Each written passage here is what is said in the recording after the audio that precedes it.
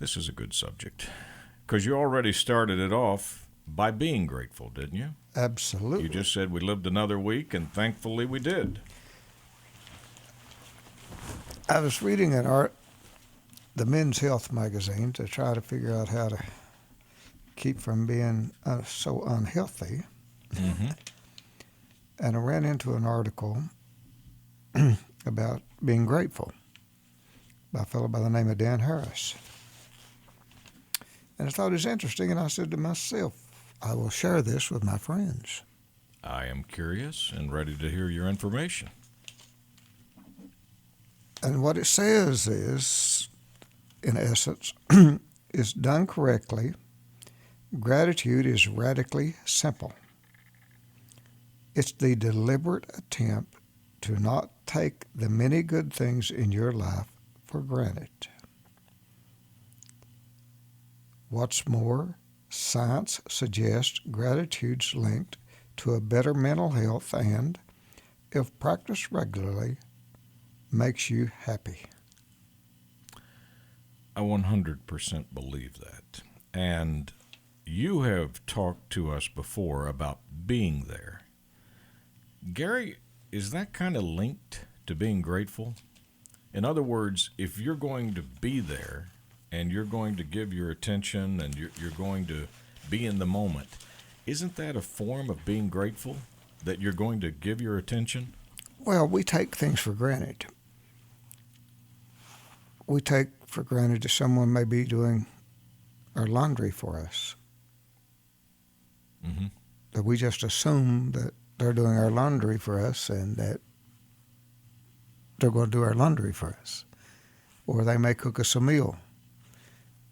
And we don't bother to say thank you or to show gratitude for that. We just take it for granted.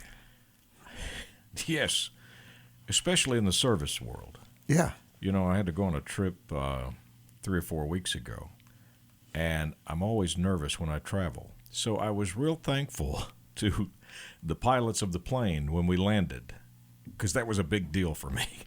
Oh, and, yes. And they kind of looked at me like a little bit in shock because I said, thank you so much for the flight, because it was a good flight and we landed. Well, you can absolutely know for a fact that a plane will land. Yes, but I liked the landing that we had a lot better than some of the others. So he has some little pointers, not this guy, but he quotes another fellow by the name of Sean Aker. Mm-hmm. And here's the points. He says 3 good things. Happiness researcher Sean Aker suggests taking 2 minutes a day to think of 3 new things you're grateful for and why. Wow. Better yet, write them down so you can go back and look at them at the end of the week. It'll train your brain to become more optimistic. We unlocked a great meditation by Jeff Warren called Gratitude Before Sleep. Check out 10percenthappier.com and find out more about it. Now, this goes back to what you've taught is why is it, as human beings, we can sit down and make a list of things that we're grateful for, and we may have a list 50, 75, or 100. And then we can go over here and make a list of things that are bothering us or aggravating us, and the list may be 1 or 2, but we will dwell on the 1 or the 2 things as opposed to spending the time that you're talking about on the multiple things. Then he says, make you a gratitude jar. Anytime anything good happens, jot it down on a piece of paper, fold it up, and put it in a jar. It's a visual cue. You can see in time how the jar gets full and be reminded of the positivity in your life and the good things. Now, if you never get anything in it, you're in trouble. If your jar stays empty. Well, that's a good point. So make sure you got a few little things to be grateful about before you start the jar, folks. We all have things to be grateful for, so start the jar. We do. But I've got to tell you a story in a minute that I think you're going to get a real kick out. Want me to go ahead? Go for it. You know, you always tell us it may be a good thing, it may be a bad thing. Only time will tell, right? And you always tell us, stay level-headed. Don't get too low. Don't get too high. You put things in proportion. The other day, you and I had gone to the television studio to record some television programs together. And I walked out of the studio, and we had had a couple of really good shows, some good information. I was just feeling so good about things. You had already left, and I stepped out in the street, and I said, you know, Case Bolt, things are good. And about that time, a bird on the power pole above me dropped a big doo-doo that hit me right in the middle of the head. And when it did, it splattered. And I looked around, and all I could say was, could be a good thing, could be a bad thing. But I thought to myself, doggone it, that's Gary Johnson teaching me, don't get so full of yourself, don't get so high that things are going good, because somewhere there's a bird on a line that's ready to relieve themselves. So I had to come from the studio over to the office and wash my hair. Well, that was sort of God intervening on your behalf to bring you back down. It was the good Lord saying, hold on, son. And he had a bird be his instrument. Yeah, things are not going as good as you think. The only thing is that really makes me sad about this whole thing is I was gone and I didn't get to see it. Well, thank heavens you were, because we would still be standing there laughing, and I know you would be doubled over because I'd actually forgot my keys and I had to go back in and get them. And I went back in and got my keys, and you had pulled out, and I thought, you know, things are pretty good. And smack, no sooner than it came out of my mouth, there was the little reminder, don't get too happy, but don't get too sad, right? So I just thought of that when you were reading that. I had to tell you, I knew you'd get a kick out of it. Well, it goes with this little statement right here. You know, in life, everything is perfect. Yeah. But, you know, it could use a little improvement. Sure.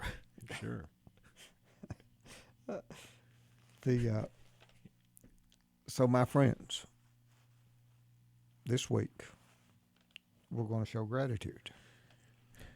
We're not going to take the things for granted that we take for granted. Gary, with the gratitude, what I found out is you enjoy every experience better. You enjoy your meal, you enjoy going to the restaurant, you enjoy taking a trip, you enjoy taking a drive, because the gratitude makes you see things, and it makes you be aware of things that you were taking for granted. Well, what this article is saying is that while you're making other people feel better, that you're really enhancing your sense of well-being as much as you are the other person, Mm-hmm. by truly feeling grateful for what they're doing for you. You're enhancing the relationship of one human being to another. Coming back to the fact of how bad we need each other and how bad we need relationships with each other as human beings. In the end, the worst thing in the world that can happen to a human being is loneliness. 100%. There is no greater punishment than solitary confinement. We don't intend on not being grateful, do we? No. I mean, it's just something we get in a hurry and we forget. I was doing a little bit of business the other day with a young man that couldn't be in his late 20s, but he wrote me back and said, "Thank you. You don't know what this means to me and my family. I really appreciate it." And I thought, wait a minute, this young man just took the time to do that. Am I doing that? Am I telling all the people around me, thank you? I really appreciate everything that you're doing. I appreciate your business. I appreciate your friendship. And I had to sit and think and do a self-analysis and say, this young man gets it. Are you doing that? Are you being thankful and humble for all the people that's in your life? Not 100%, I can tell you. We're improving, though. I want to improve. Here's the key. You've got to have the want. What I have realized about all of your teachings, it's great, but until you decide, I want to do these things, I want to learn, I want to be happier, I want to be more grateful, I want my dash to be better. The older I get, the more convinced I am that the only thing that matters in your life is the people. That you absolutely cannot survive if you don't have relationship with other people. Companions, people in your life, friends, Sure. whatever. And that's where you need to be spending your time and energy. You pointed out, Gary, several weeks ago, there was an article in the national news. I guess Jeff Bezos, I guess the richest man in the world right now, or one of them, put out a story, an article that he was dealing with depression. Now, most of us would sit back and say, wait a minute, you're worth billions and billions of dollars. What could you possibly have to be depressed about? But you quickly pointed it out. You said, Keith, I'll guarantee you in his private life with his friends or family or whatever, he has some problems. That's what it is. It's not about the money. It's about the relationships. That's right. It's always about the people. So that proves your point. Money will not make you happy. Money may solve your problems of being able to eat or drive or whatever, but money will never make you content. I read an article the other day that said when someone wins the lottery, you know how long it changes their attitude of life? They did a survey. How long? 18 minutes. Really? Think about that. Well, I did watch a program on the lottery.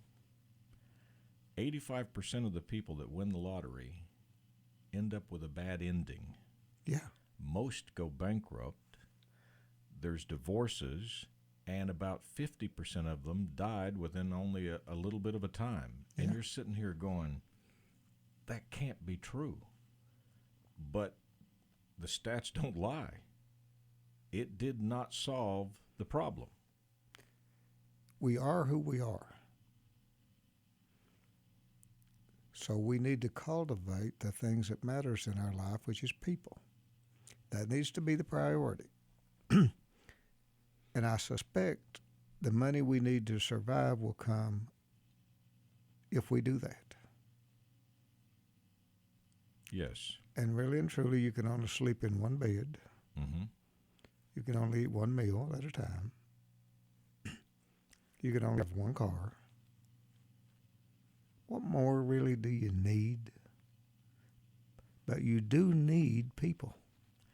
You need companionship. You need friends. You need a social life. Those you need desperately for your health. And in the end, your health is all that matters. I can't tell you how many people that I talk to that say, hey, I listen to the radio program, let Gary know, or I watch the television program, let Gary know. It's really important to me that I listen each week or I watch. And I said, me too, because I'm learning, and I like learning, but I also like feeling good. So here we are today. We're having this little conversation. We already had a good laugh about the bird on the wire, and you're sitting there thinking, how many people today are not going to smile? How many people today are not going to get the feeling that you and our friends just had when we told this story and had a good laugh about it? We would have had a better one if we'd have got to see it. Now, you know what I'm worried about is there's probably a camera over there that caught I'm going to it. be checking around to see if there was any videos of it. Oh, just another great lesson. We could post it. Yeah, well, if you'd like, I'll reenact it for you just so we can get what is it, the reconstructionist, and go back out and I can show you how it happened just so you'll be pleased. No, I'm grateful you were gone. Had you not been gone, I would have had to deal with it the rest of my life of you doubled over laughing there in the parking lot. You know, we could put it on Facebook Mm-hmm. and see how many likes we got. Oh, yeah. I had my black suit on. See how many people would repost it. I had my black suit on, my Yeah. silver tie. You know, I was looking the part. And then until the sparrow It's up amazing how a little simple bird can bring you right back down to reality, isn't it? there. Hey, man, you're not all that. I think that was the message with the poop that came down from the wire. You're just not all that you think you are. So if anybody is feeling down, don't worry about it. You need to fill up. And if you're feeling way up, as Gary says, don't get too high on your horse because you're no better than anybody Be careful about walking under wires. Yeah. Well, that's what you always said when you start out your television program, that you're so special, but now you're no more special than anybody else. And when you start thinking you're more special than The someone bird else, poops on you. the bird may very well line you out. Yeah, that was the lesson I learned. You're 100% right.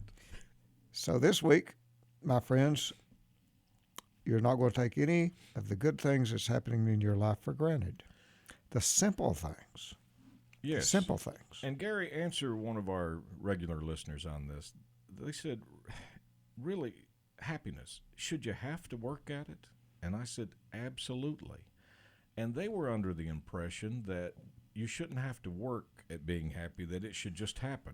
But I don't think that's the case with what you're telling us. You are responsible for your happiness, no one else. You and you alone. You and you alone. No one else can make you happy. And if you think, well, this person's going to make me happy, not going to happen. But not only that, you have to guard against Somebody making you miserable, because, trust me, they will.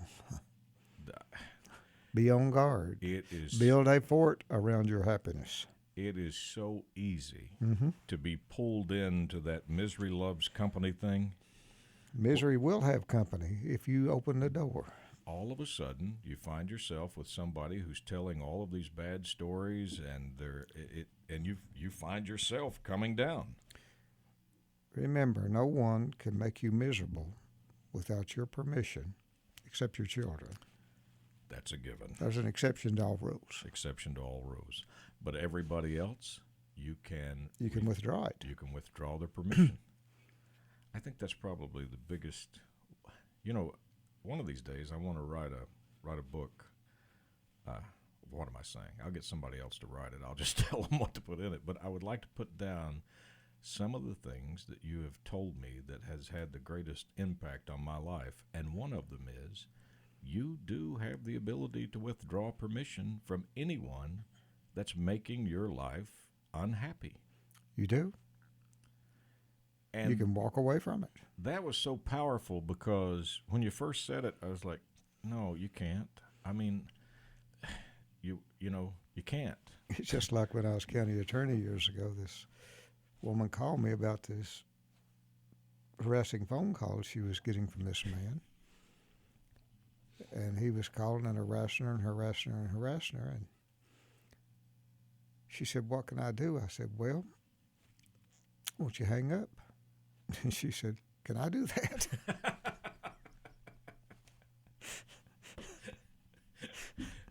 In other words, she wouldn't get off the phone. And she was participating. Well, it's just like withdrawing permission. Yes, you can withdraw permission. Yeah. You don't have to be part of the misery. Isn't that fantastic? I can't tell you right now when was the last argument I had. I'm not telling you I haven't had opportunities to have one. I just didn't join in. Like you said, I withdrew the permission. I don't want to participate.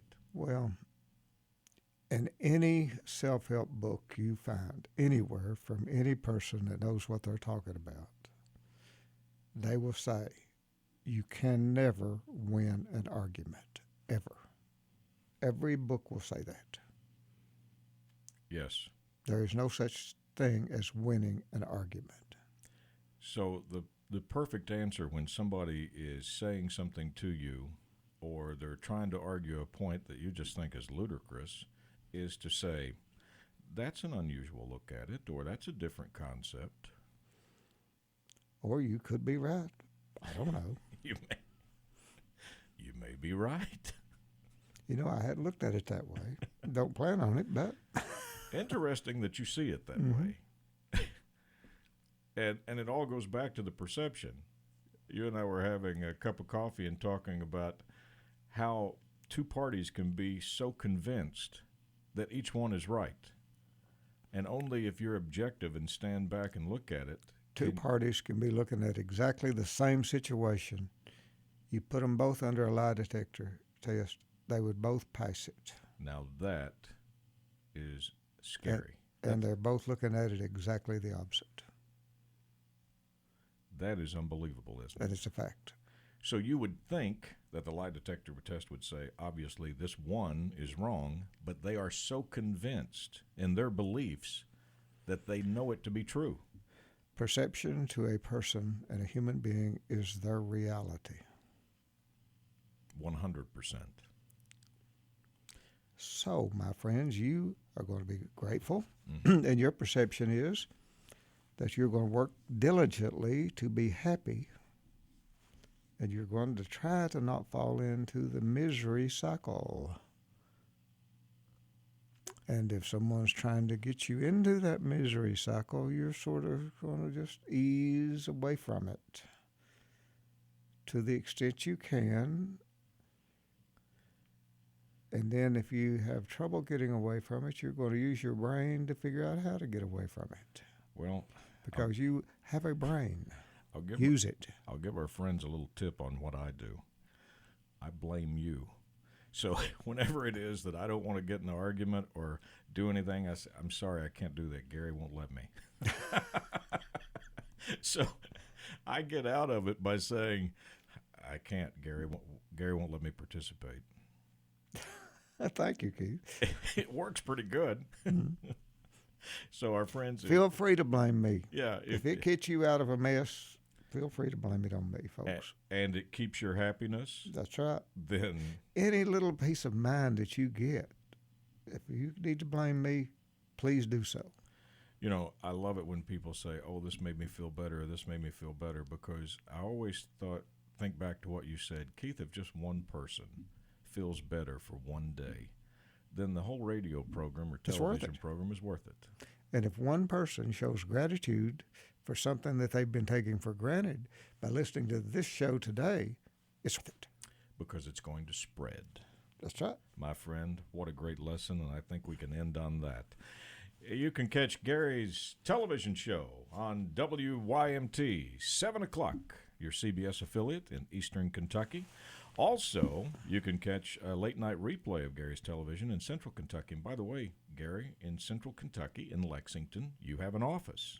That's right. We haven't mentioned that, but if you're traveling, and heavens knows there's a lot of traffic on the highway and a lot of people are traveling to Lexington, you need to know you're not alone. If you find yourself out of town and something should happen and Gary has an office fully staffed in Lexington, you can give him a call there or here, either way. So go to Gary's website, GaryCJohnson.com, if you have any questions or need any more information. My friend, I am grateful for you being here today. I'm grateful to be alive to be here. And so am I. And we are certainly grateful to all of you for taking the time to listen to this program. It means a lot to both of us. On behalf of Gary C. Johnson, I'm Keith K. Spolt. We look forward to seeing you again next week, right here at this very same time.